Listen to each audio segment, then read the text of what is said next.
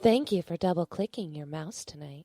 You're listening to the Midnight Frightcast in 5, 4, 3, 2, 1.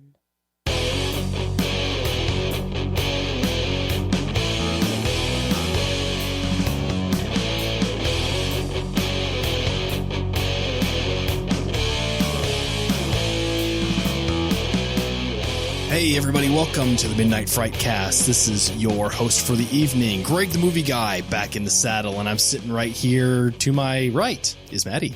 Hey. Scream Queen, Maddie. To my front is the podcast princess, Joshua. I mean, can we cut that podcast princess stuff? I went back and I listened to one of our other ones, and you said you were cool with being called the podcast princess. Yes, I am now the pop princess of We'll just call you Britney Spears. To my left is the doctor of everything else, Patrick. Hey, everybody. How's it going? All right. We are ready to rock and roll. We just watched a trailer here. Something a little bit different. We watched a trailer for a series, but everybody should know that series by now. It is American Horror Stories 1984, set to drop tomorrow.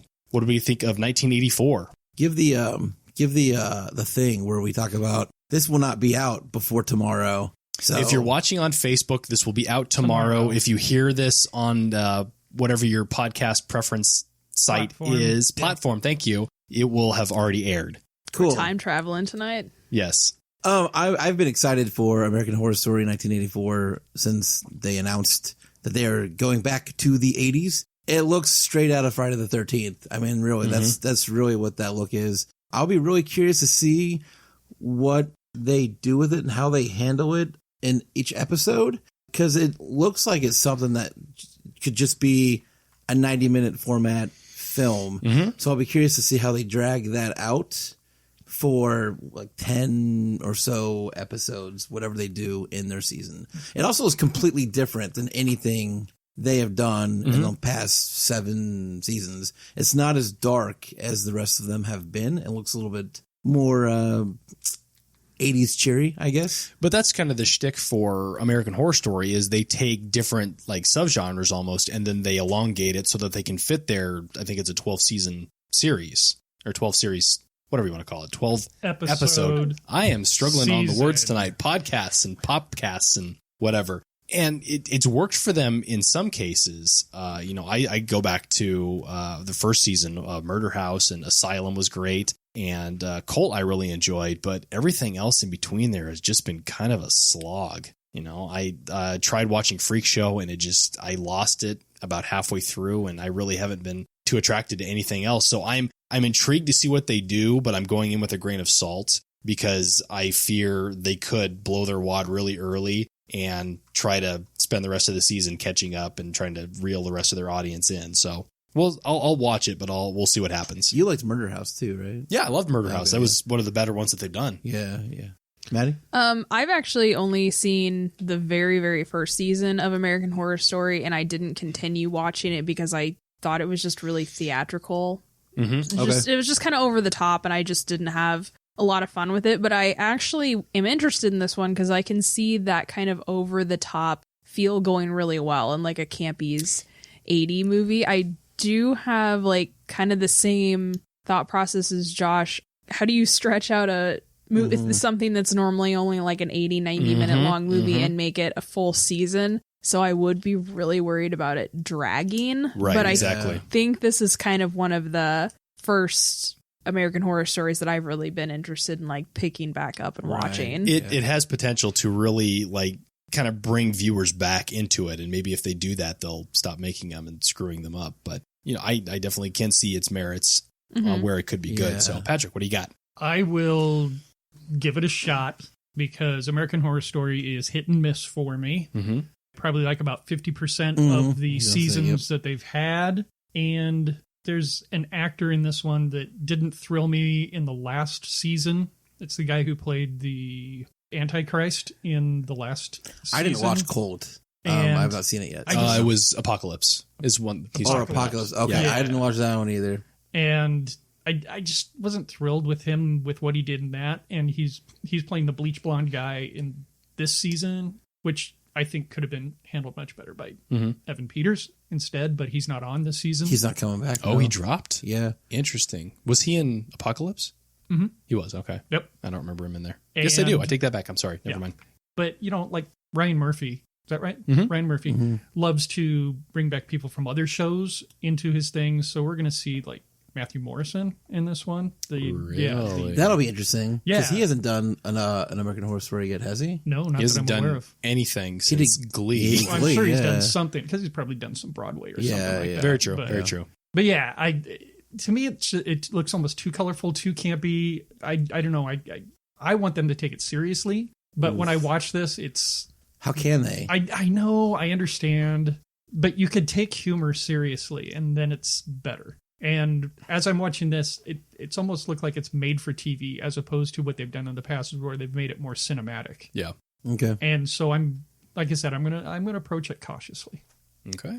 Cool. Yeah, I'm all over it. I will be tuning in tomorrow. I won't be able to. I've got class tomorrow night, but I'll check it out probably on Hulu or something. Yeah. I'm making a note to to DVR it because I will forget. Good call. So, does American Horror Story eventually make its way onto Netflix or Hulu? Yes. Yeah. It's Okay. all on Netflix right now. Oh, okay. I think up through Colts. I'd have to double check. I don't know if Apocalypse has dropped. It's not. You've Okay. checked. Okay, Josh. Yeah. Thanks. Well, then I will not be checking it out tomorrow night because we just have Netflix and Hulu. Okay. If you have Hulu Live, you can watch it. We don't have Okay. Hulu Live. That's fair. All right, let's kick on over to it's the news. Josh, We almost went one whole week without having that. segment, and you dropped the ball. I know you mentioned it last time. Who has got some news that they would like to share? You do? I know I do, but I want to get everybody else out there before I drop mine. So in Colorado, there's a serial killer. I've got Greg syndrome. The words evade you. A serial killer themed hotel. I don't know if this is news or not. I just came across this article and I was go like, for oh, it. it's really Don't. fucking cool. But there's different like horror themed rooms. There's a Countess room, an H.H. Holmes room. It's a haunted hotel also, so they do like haunting tours. There's been ghosts spotted in hallways. Mm-hmm. It's a hotel that was a brothel that has been turned into a just weird ass fucking hotel for people to stay at that are into that kind of thing. Mm-hmm. They showed some pictures in the article. Some of the rooms look a little too much for me. I'm not sure I'd want to hang out there, but there's definitely people out there that I'm sure check in once in a while and hang out. I'll fucking go. Yeah. I don't even care. That's my jam. Yeah. Now, if it remained a haunted brothel, I mean, that's like bonus prize right there. You've checked into that. Extra prizes. Yeah, ghost pussy's the best. How can you not love that? But yeah, I just came across that article and thought it was kind of cool. So thought I'd share. Good news. Who else has got something Let's wait besides for Patrick and his? I gotta breathe. Thank you, Maddie. That was good. IHOP is partnering with the new Addams Family movie, and they have a new menu for them for Halloween. They've got some Wednesday's web cakes, which just look like fucking pancakes with Like frosting, yeah, that look like frosting spider or webs? whatever. They've got haunted hot chocolate and green chili omelet or something. I don't know how that's Halloween, but whatever. They have like 3 more things, but I didn't understand how those tied How it fit in into. with the Addams Family. Yeah, Right. but I thought that was really funny. I'm intrigued by the haunted hot chocolate. What a weird. Like, how does that haunt you? LSD, man. Oh, it haunts you after I got it. What a Okay. weird combination of things. To hook up with each other. Yeah. Right? I know. Apparently, there's a new Addams Family movie coming There's out. an animated Yeah. An animated one, and so apparently IHOP, in the desperate attempt to save their brand, Right. just decided to hook on to that. I don't know. I feel like they do some spooky ass pancake thing every Probably. Halloween, but they just decided to slap this on there. It's easy to do things with pancakes. You Yeah. can do a lot with them. So, Patrick, do you have anything? Yes, I do. It's kind of old news, but for it. from Bloody Disgusting, but this was a week ago, maybe longer than that. Anthony Michael Hall has been added to the cast of the next Halloween movie. Yes. That even though they originally wanted Paul Rudd to reprise the role, they settled on Farmer Ted to play Tommy Doyle. Mm-hmm. It's a weird casting. It is. I mean, my hat's off to Anthony Michael Hall. I think he's a really good actor. Whether he fits that character or not, we'll see. Yeah. I really enjoyed him when he did what's the one? Stephen King. Dead Zone. Dead Zone, Zone, yeah. thank you. He did Dead Yep. Zone, yeah.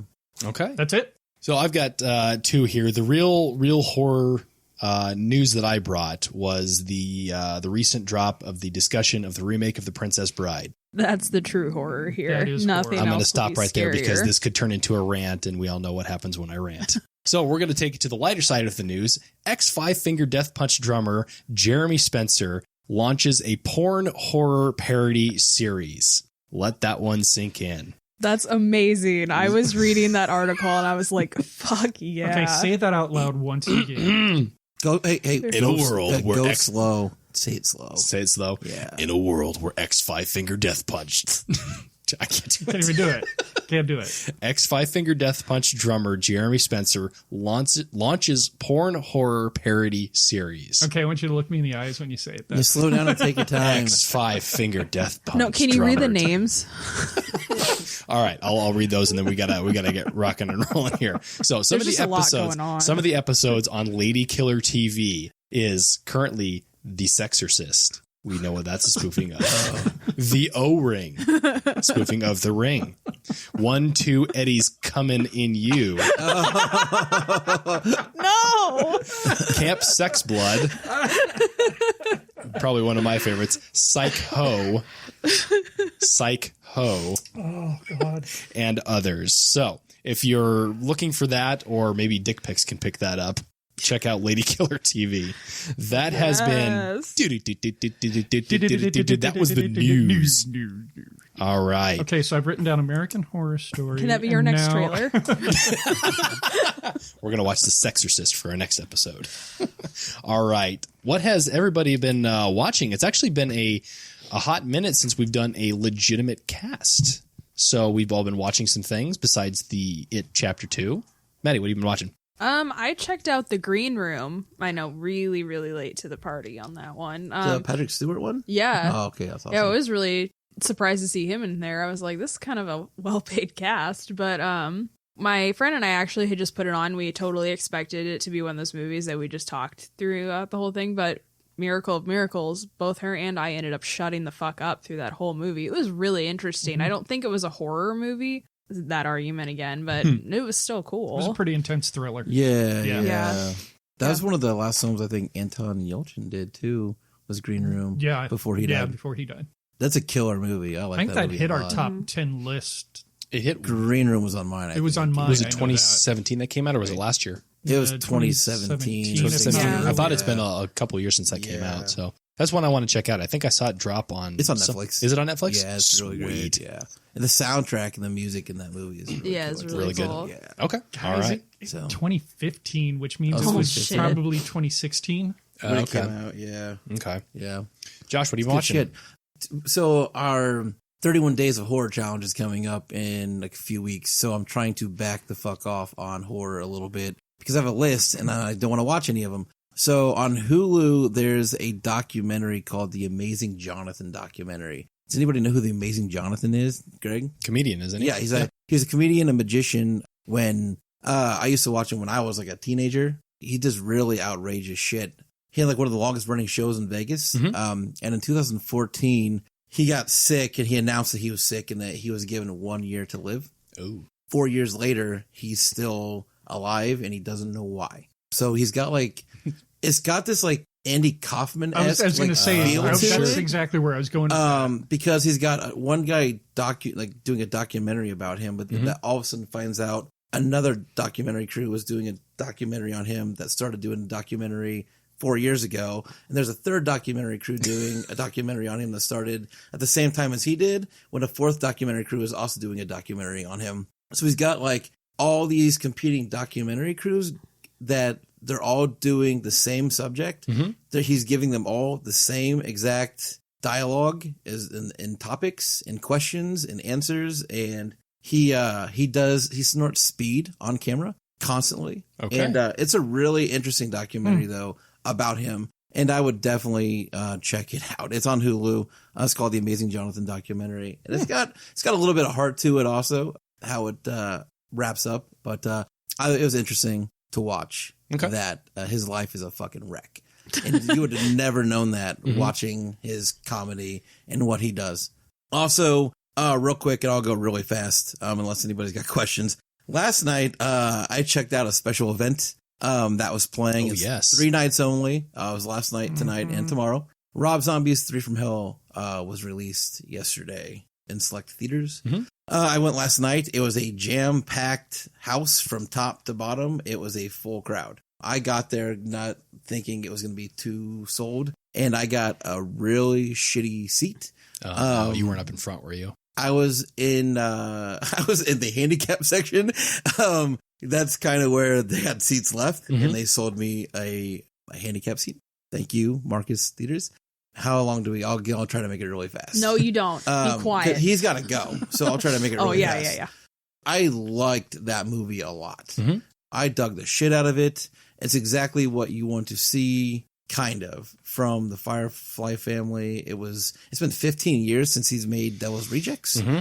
So you're wondering, how is he going to bring these guys back? It was everything you want to see. It was bloody as shit. The dialogue was not great. It was MFer, FFU, FU, F. That was like a literal conversation with somebody that they had, like, FU, no, shut the F up. That was like a whole conversation.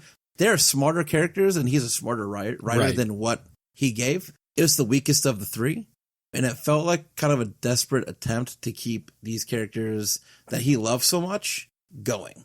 Sid Haig is in it for 5 minutes. He got sick right before the production started, and Lionsgate wouldn't insure him, so they would not let him film. So the one scene that he's in, Lionsgate let him go. He's like, he can't do anything that's like physical. So whatever you shoot with him, it's got to be, he can sit and you can do this. So 3 from Hell doesn't really work because it's supposed to be Captain Spaulding and Otis and Baby. Mm-hmm. So he wrote in this other character called Foxy, which the guy that came in and did that, I can't remember his name.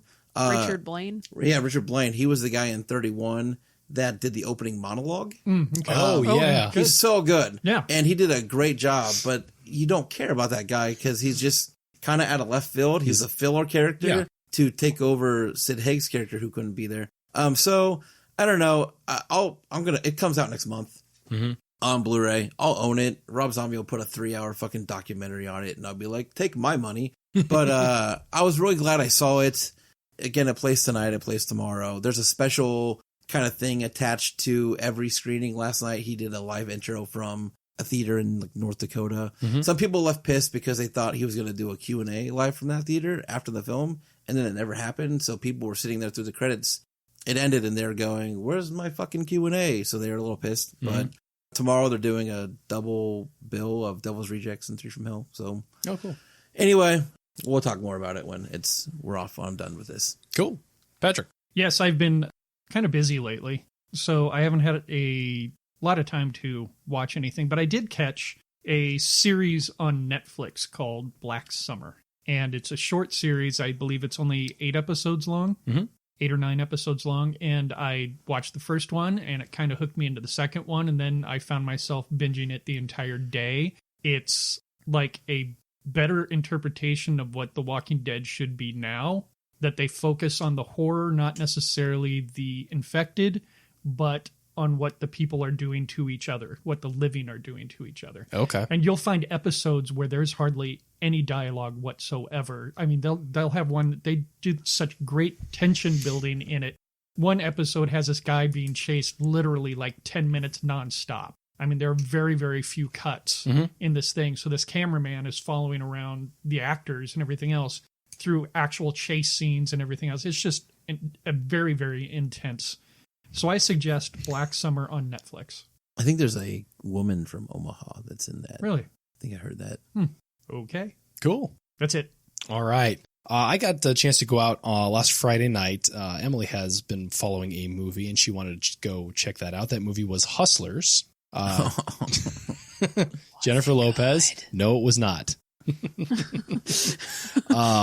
You could probably wait for it to come out on streaming, and you would be okay. It's a stripper movie. It's a weird stripper movie. Cardi B is in that movie. She is. Too. Yeah. Woo. So we went and saw that. Probably won't be putting that up on GregTheMovieGuy.com. Shameless plug. Oh, that's too bad. Because I have to write positively about movies, and that one might be tough.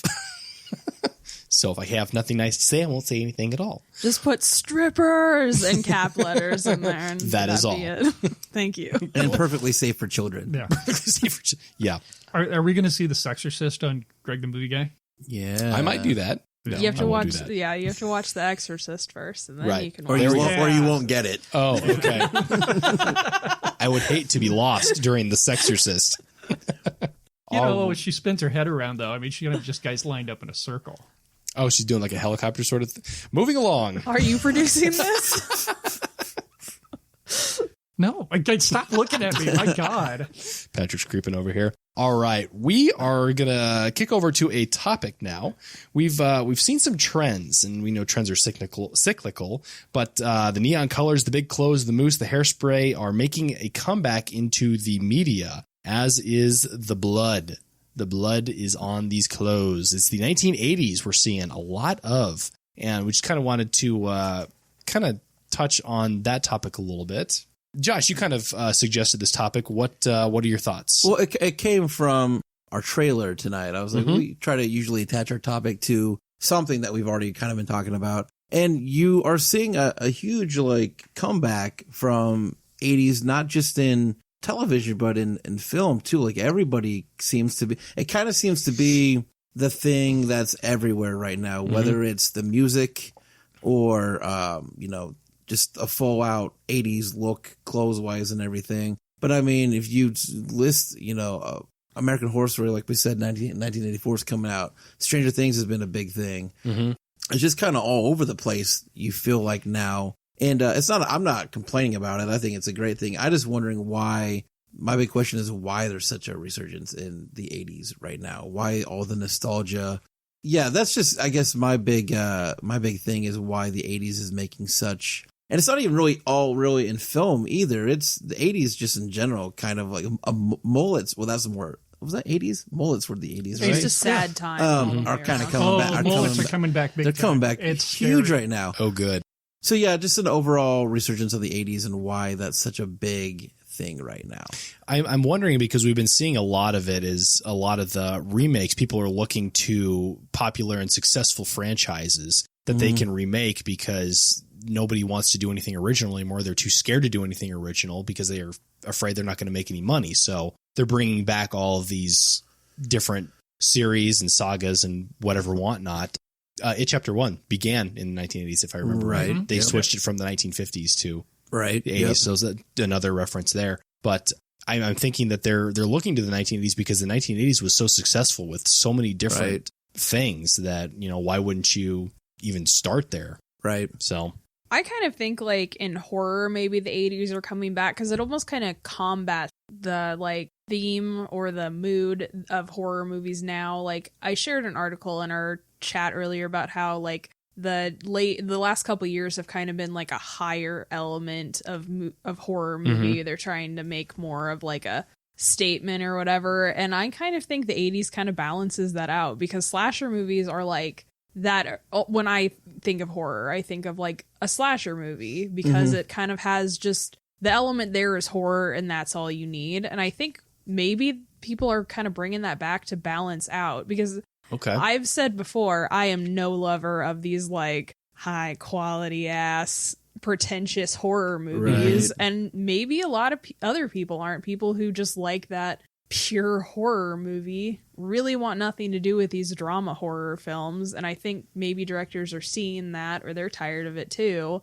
And they're like, what better way to bring things back down to earth than with a good 80s fun? Because that was the big word right there is like, do you feel like the fun has been sucked out of all the horror lately? Yes. And everything's so serious. Yeah, everything's so like no pun intended, but so bloodless anymore. And I think the 80s, as I said, is that perfect balance. Right, yeah. They're leaning more towards the thriller part of the horror than they are the gore part of it. And I completely understand that. I completely get that. It definitely has been there has not been a fun horror movie released in. Terrifier was fun. Terrifier was fun. Terrifier was fun. But it wasn't like. But it was like 80. But you also get like the Happy Death Day to You, which is kind of that's kind of a throwback to that kind of Banana Splits. Banana Splits. I cannot wait to see. Oh God, I know. But even though they are kind of modern, they're still kind of using that recipe from the 80s where they kind of make it fun. And, I was going to say, really enjoyable. Because Terrifier, I think, is totally fun, and it does kind of, although it is modern, as you said, it does kind of have those more 80 horror elements, because at its core, it's some crazy man chasing a girl around. Right. Well, and, being the oldest here, I can say that the 80s was like just a fun decade regardless. Yeah. That everyone was going around doing anything that they wanted, regardless of consequence. And I think that maybe that's part of that coming into it as well, is that they want to kind of recapture that feeling. And also, I think people just want to do a lot of coke. Yeah. Yep. Yeah, I could see that. Because if you look at it, I mean, even in society right now, all the things from the 80s are kind of coming back, and drugs too. So up next, pictures of Patrick's mullet from the 80s. They exist. Yes. They do exist. I think I may have posted one on Facebook at some point or another. But yeah, so do you those kind of piggy-tailing on that? Do you feel like Piggy-tailing? Yeah, I said it. I'm going to roll with that. Do you feel like we've been far too conservative up until this point, or we've like really pulled ourselves back and now we're just kind of seeing what it's like to let loose again? We've become, even in our horror, we've become almost too PC, I think. And if we can just go back and have a little bit of fun, not take ourselves so seriously. Like Hellraiser. There it is. Yeah. I just think that's what people are trying to lean to, because they're kind of, you kind of see it in politics. I'm not going to name names or anything like that, but you see people saying, I've had enough of the PC. Let's just say and do as we feel. Mm-hmm. And once again, that's what the 80s was like. Okay. Interesting. Magical. All right. Anybody else have anything else they want to weigh in on? Nice little short topic. What type of horror film would you like to see that's influenced by the 80s? Oh, if they would just make like a million Terrifiers, I'd be so happy. Right, yeah. Like that's all that, as I said when we did the Terrifier episode, that's all I want, is I just want fun. I want blood. I want some disturbing shit. I want some fun kills.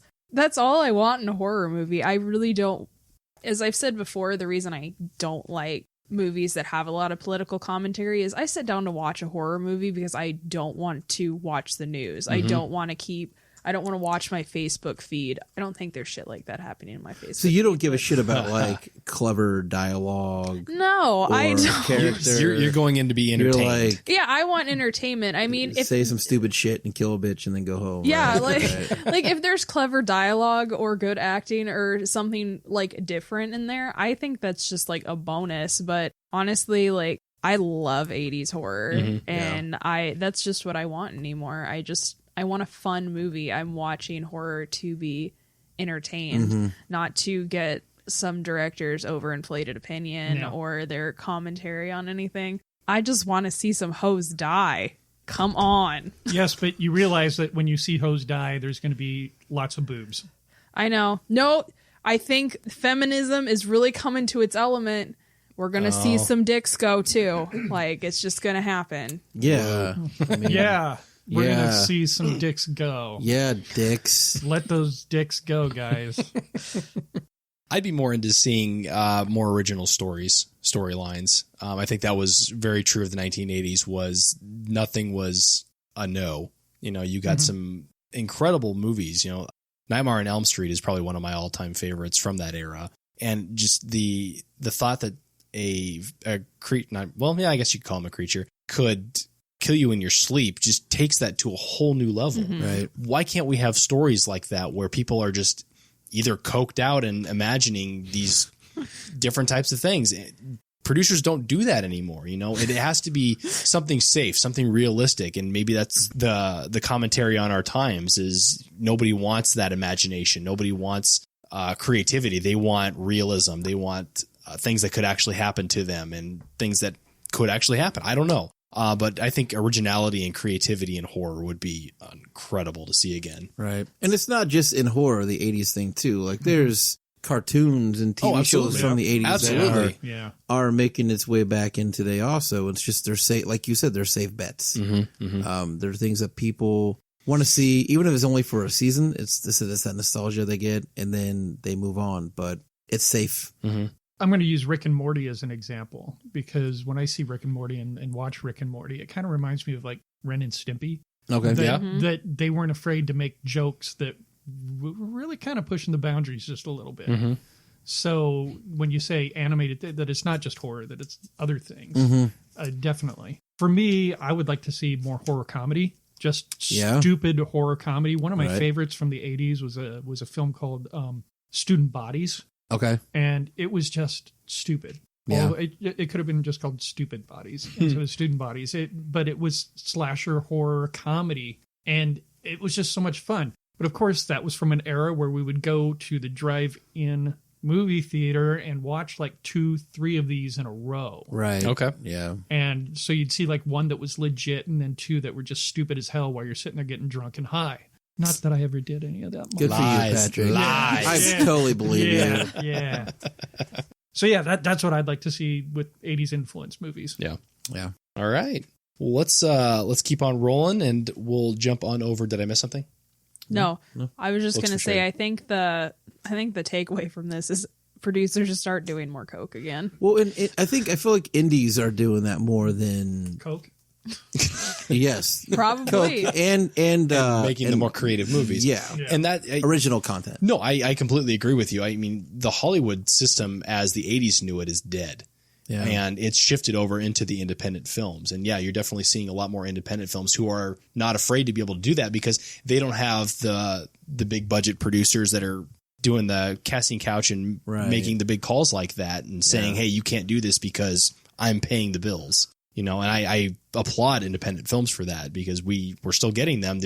They're not as prominent in theaters as one would want them to be. Can't get them out there. Exactly. So, all right, let's keep on rolling here. We've got a movie that we watched. It's a movie that I picked. Movie on Netflix called Eerie.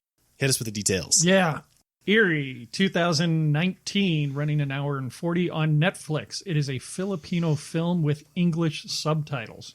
The unexpected and gruesome death of a student threatens the existence of an old Catholic school for girls. Patricia Consolacion, the school guidance counselor, involves herself with the students in the hopes of helping them cope, and at the same time uncover the mysteries of the student's death. Her unusual talents...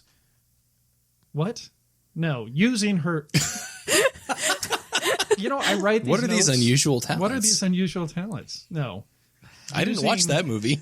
With her unusual talent, she uncovers the secret of the school and the monster that it nurtured for the past century. IMDb rating, 4.7. Metacritic rating, not available.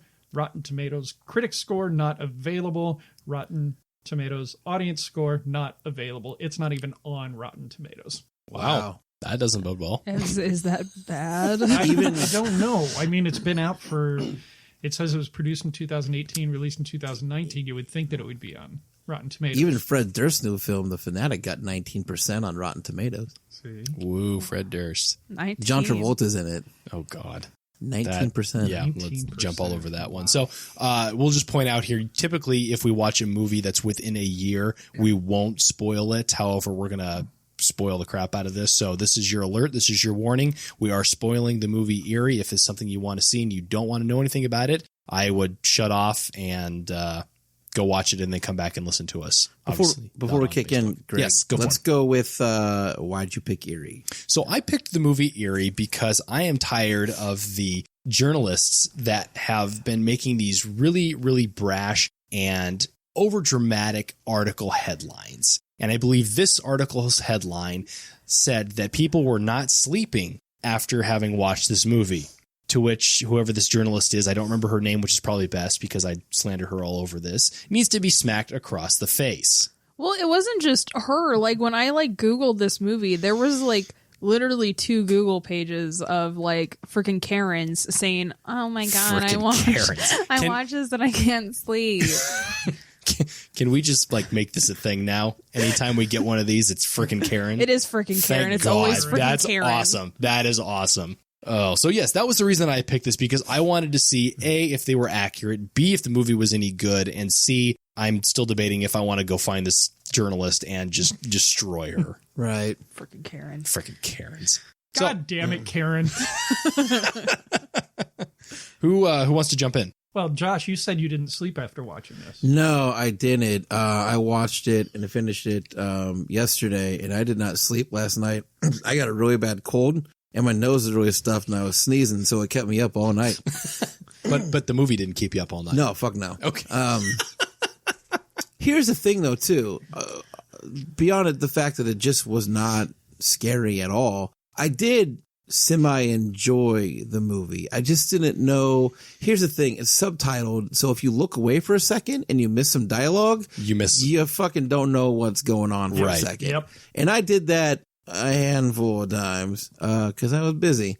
So there's a couple times I was like, I do not know what is going on in this movie, and I don't know why this guy did this, and I don't know why this girl is dead. But the last 20 minutes of the movie wraps a lot of things up nicely. Mm-hmm. I just feel like I was confused for the first hour and 15 minutes or so. Sure. Also, an hour and 40 minutes is too fucking long of a runtime for this movie. For this particular movie, yes. Yeah. Yeah. It went way too long. They could have definitely gotten to that 20-minute point about 20 minutes sooner. Yeah.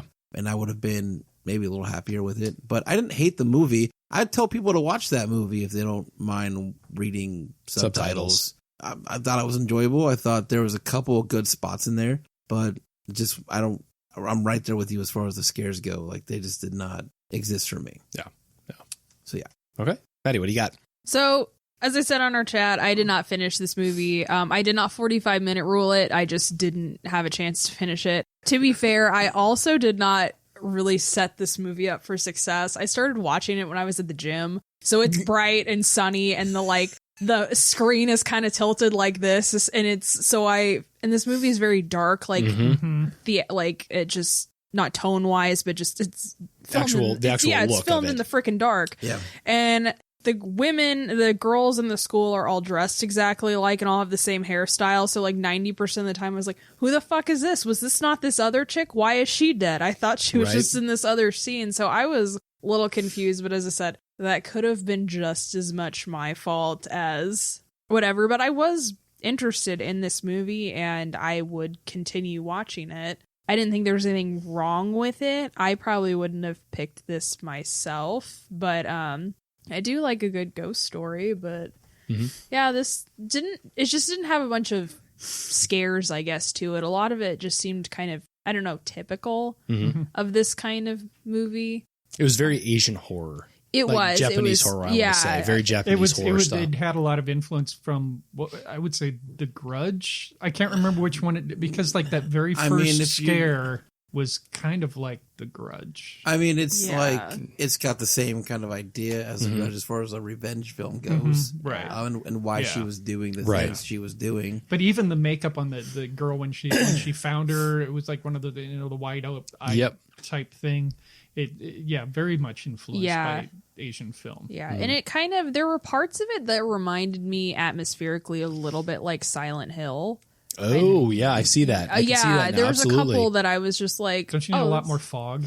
You probably do, and like $1,000 million effects budget, but no, there was just some parts in it that I was like, that's a little. I was also kind of confused about where, I know you said it was a Philippines movie, but I was just kind of confused about where it was supposed to be, and it didn't say it was in the 90s. I didn't catch the year that it was presented. Whatever year it was that they were saying, I think it was like 1995-ish that it was. I'm pretty sure it was right around there, because if you look like, I mean, they were using cassette tape recorders and stuff like that. Yeah. Good point. Okay. Yeah, I but didn't see a modern phone in there. Yeah, it still didn't, I don't know, to me the decade just seemed off. Maybe it was because the building they were in, but even though they were in the 90s. The building looked so modern, and it's supposed to be a school that's been around for at least a century or something like that. So that was a bit confusing, unless they built the building around the original building because they had the church that they went into that was all stone and everything else, but they didn't really show anything that looked ancient. No. Yeah. Yeah, there was just a couple parts, like small things in this movie I was confused about. Like they switched language a couple times. Yeah, I thought that was really weird. Like, I looked that up because if you notice, like on the doors, everything was written in English. You know, like the comfort room and some other things like that. English is a major language spoken in the Philippines. Okay.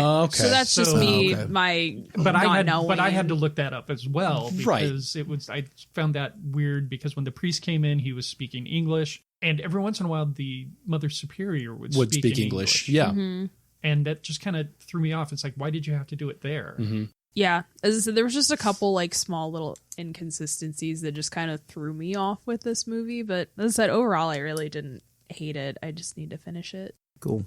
Patrick. I'm kind of in the same boat with you guys. It's one of those things. I did have to watch it in chunks. It was a two-parter for me. I started watching it last night after coming home from a concert, and I got to the point where I just fell asleep. So then I had to backtrack a little bit, going, okay, what do I remember? Okay, here we go, play. And caught the rest of it today. And I agree with you, Greg. It's just not one of those things where, you know, they say you're not going to be able to sleep after this. It just didn't grab me in that way or another. Now, I'm sure it probably affects somebody out there in that way. Likely. Yeah. I'm sure we're so desensitized to horror anymore that seeing these is like ridiculous, and we forget that they're talking to the layman who doesn't watch horror movies all the goddamn time. Yeah. But so I can see where it could affect someone. Whether or not it's going to keep them from going to sleep, I don't know. You know, maybe a handful, 0.01% of whatever population that goes to see horror films. But yeah, it didn't have that same effect for me. Sure. I thought the acting was pretty good. I thought the cinematography was pretty good. But it just seemed like a standard ghost story. Did you find it slow? Did it move slow for you? It did move a little slow for me up until that last 20 minutes. Yeah, okay. So yeah, I would probably say hack 20 minutes off this and you got a film. Right. Yeah, I know as I said, the first like hour I watched it at the gym, and probably like walking on a treadmill for 15 minutes probably increased my hurry the fuck up. I just want off of this thing. Yeah. But like at the same time, I don't know. Yeah. Did you also feel they tried to do a twist that just didn't? Yeah. It just didn't grow. It just didn't happen. Maybe. I don't know. I didn't catch a twist, I guess. I didn't really feel like there's a twist in there. Oh, I know what you're talking about. Yeah, yes. The one at the very end. Yeah, no, I got you. Yeah, that fucking did not land at all. It did not land. No. It didn't. No. Do you think they could have done her backstory at the beginning?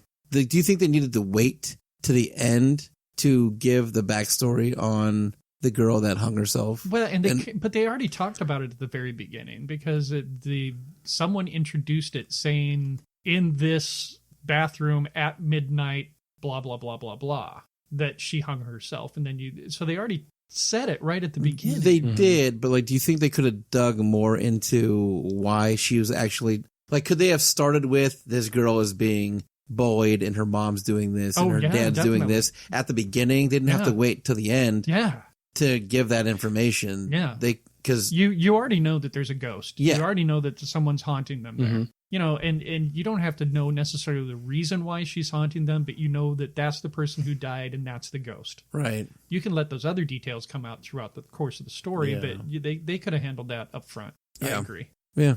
Okay. Well, I agree with everybody here. I don't know if I've touched on a lot of that stuff. I thought the best part of this entire film was the cinematography. There were some beautiful shots in here. The story was good. I feel that it did drag on a little bit too long. I agree with knocking about 20 minutes off of this, and I think it's a solid, tight film. The other thing that really stood out to me, again, kind of touching on the Asian Japanese style horror, was the creepy factor in this was really, really well done. And the fact that it held its tension throughout. And I know I had posted in our thread that it killed me. I had to watch this in 2 parts, but I was sitting in my car at lunch yesterday, sun shining, birds chirping, everybody smiling and happy. And I'm trying to watch a ghost story here, which was damn difficult. So from what I was able to pick up on the second half when I watched it last night in the dark as it was supposed to be watched, the tension held really well. The creature ghost girl was just creepy, very creepy. And I can see definitely where some people might have that image stuck in their mind as they're trying to go to sleep. But yeah, it was definitely a potboiler. It definitely took a little while to get going, and it felt like it paid off. It wasn't the best payoff, but it was not a bad movie, for not knowing anything about it and selecting this movie out of spite towards this journalist. You wanted to hate it, didn't you? I a little bit of me wanted to, but I got my satisfying ending in that I was able to sleep just perfectly fine last night. So, journalists, you can suck it. Yeah. No, you brought up the thing about the tension. Yeah, I agree. I thought they did do a good job of holding that tension. Mm-hmm. I think that's hard to do, and I felt they were pretty much successful with it. Yeah. Any scene that has statues covered with sheets and stuff like that, yeah. That always gets me. I don't know why. It's just creepy as hell for me, and I appreciated that scene. Okay. That last moment at the end of the movie, that last beat that they had where the rooftop scene. Yep. I thought that was the best scene of the whole movie. Oh, yeah. That, for some reason, it's like there's no horror to that scene at all. And for some reason, that was a scene that will stand out through that whole movie. That's the one for me. I don't know why. It's just, so there's no horror element to it, but it was just something that kind of stuck with me. It just resonated for you. Sure. Absolutely. Absolutely. All right. Anybody have anything else that they want to drop? Silence. We'll re-rate on 3 different scores: the gore score, the fear factor, and the overall. And would you recommend this to a friend? So, Maddie, what would you give this on as a gore score? Oh, nothing. A 1. Perfect. That ain't what I said. It's on a scale of 1 to 10. You can't have a 0. Yeah, a 1. Yeah, I'd say I'll go 3. There was a couple spots in there. Mm-hmm. So to be fair, I'll give it to even out Maddie's fucking 0. I will give it a 3. There you go. Patrick. Which one are we doing? Gore score or fear factor? Gore score. Oh, the gore I thought was really, really low. Basically, it was blood and not much more. I think that was it. I mean, yeah, if you count the hanging. That's not so much gore, though. I mean, for me. So I'm going to give it like a 2-3. It's pretty low. I'd sit with a 2. I think that's a fair assessment. So the fear factor. I use 5. I'll be fair and give it. I'll go down the middle. Sure, 5. Maddie. I'll give it like a 2 or a 3 for like the atmosphere, the non-Sunny Jim atmosphere that they were trying to create that I ruined. Friends, watch this in the dark. It will help. Patrick. I'm going pretty low on it as well. It did hold, that, like I said, that tension did hold me in several spots, but I will probably go 5 on this. It's not I'm going to jump. There's no jump scares that I really remember. There was one when the 2 girls were sitting at the desk and they were coloring and they did that quick flip and you saw the ghost. That was kind of a jump scare. They needed a cat in that movie. If they would have had a cat in that movie, they can have any of mine. There's always feels like there's a cat in that kind of movie that just jumps out of nowhere. Right, yeah. They needed one of those. Yeah. I'm going to sit on a 5 as well. There were definitely a couple jump scares. I felt like the hanging scene was pretty intense. And then even the strangling bits were pretty intense. So I would throw those under probably that fear factor. So I think a 5 is fair. So overall, and would you recommend? I'll give it a 5 or 6. I would recommend it as like part of a horror starter pack. There you go. I probably wouldn't try to sell this to like a seasoned horror fan, but someone, and that time's coming up when people start asking all of us, hey, what would you watch? Yeah. But I think Babe is scary, and you can probably be like, Eerie, check it out. Yeah, I would definitely go around a 5. I think that's 100% fair with the score it was given. Okay. And yeah, I would definitely tell somebody to watch that movie, throw it on their 31 days of horror list and check it out. Sit there and watch it in the dark. Horror starter pack, like Maddie said. Absolutely. So, absolutely. Yeah. One last comment. This movie to me was kind of like Grudge meets Sixth Sense in a way. Yeah. Oh, okay. I can see that. Yeah. Yeah. The Grudge versus Sixth Sense. Can we get another recap of that thing? Kayako versus Kayako. Yeah. Teriyaki versus Mitsubishi. Yep. And I completely agree with Maddie's assessment. It's starter pack. This is definitely softcore horror. I will give it a 5. I think 5 is a solid assessment. I agree with the starter pack. It's a great assessment there. And I would definitely recommend it. I think we've seen a lot worse. And I feel like I would be confident in recommending this to a friend. So definitely check out Eerie if you're interested. watch it in a dark room. I think that's the big takeaway. Don't watch it if there's a sunny room around. So, all right. Well, we are at the end here. We're going to do some plugs, and then we are going to GTF out of here. So, who's got plugs? No plugs for Maddie. Josh, I know you got plugs. Yeah, coming up here in about 4 weeks, October 11th, 12th, and 13th, at the historic Grand Theater in Grand Island, Nebraska, will be the Prairie Lakes Film Festival. We'll be there. It's a pretty good time. We'll be podcasting out there. There's like 42 movies playing out there this year, I think. A bunch of Nebraska premieres, filmmakers out there, after parties, tons of stuff. Go out there. It's a cheap ticket. It's like $5 a day or $10 for the whole weekend. And come out and hang out. It's a really good time. I love it. We're out there every year, and it's fun. So yeah, 4 weeks, Patrick. I saw him shake his head like, oh, fuck. Sucks. All right. I am Greg the Movie Guy, and I am positively writing movie reviews over at gregthemovieguy.com. Patrick, take us home. If you are a fan of the Frightcast, and we know that you are, make sure that you help us out by heading on over to iTunes or whatever platform you're listening to us on, and make sure that you rate and review us. Also, check us out on social media. Social? Yeah, social. I apologize. I've passed on the people can't talk. And we're not even drinking wine this week. I could have brought some. Yeah, so check us out on social media. Just search for Midnight Frightcast. And then also, finally, make sure to check out our films at midnightfrightfilms.com. All right. So that has been episode number 65. We appreciate you stopping by, or if you're just sitting on the couch falling asleep, that's awesome too. Oh, hi, Emily. We put my wife to sleep, just to throw that out there. All right. We are that entertaining. We are awesome. We're as good as Eerie. A 5. All right. This has been episode 65. I am Greg the Movie Guy from the Midnight Frightcast. We will catch you next time, and have a pleasant evening. God damn it, Josh. God damn it, Josh.